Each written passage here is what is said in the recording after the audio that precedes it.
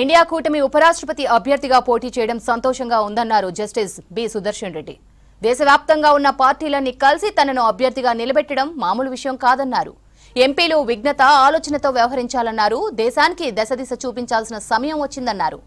దేశం క్లిష్ట పరిస్థితుల్లో ఉన్న సమయంలో సరైన నిర్ణయాలు తీసుకోవాలన్నారు జస్టిస్ బి సుదర్శన్ రెడ్డి.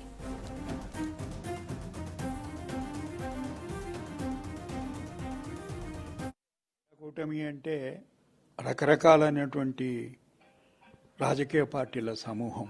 దేశం నలుమూలల నుంచి వచ్చినటువంటి పార్టీలు అవి.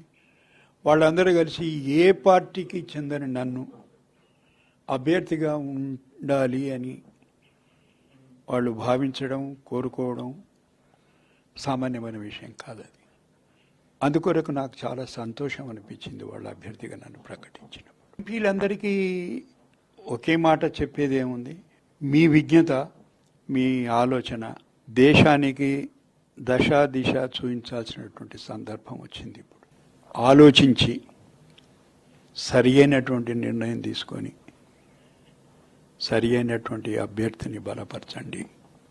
ఇప్పటికే వాళ్ళందరికీ ఒక విన్నపము, ఒక అభ్యర్థన, నా మనసులో ఉండే కోరిక వెలుబుచ్చడం జరిగింది. వాళ్ళంతా సుదీర్ఘమైనటువంటి రాజకీయ అనుభవం ఉన్నటువంటి నాయకులు, దురదృష్టి కలిగినటువంటి వాళ్ళు. ఇప్పుడు ఈ క్లిష్ట పరిస్థితుల్లో, దేశం ప్రస్తుతం ఉన్నటువంటి క్లిష్ట పరిస్థితుల్లో తగిన నిర్ణయమే తీసుకుంటారని ఆశిస్తాం. రాజ్యాంగపరమైనటువంటి వ్యవస్థలు మసకపారుతున్నాయి అన్నటువంటి మాట వాస్తవం, నిజం.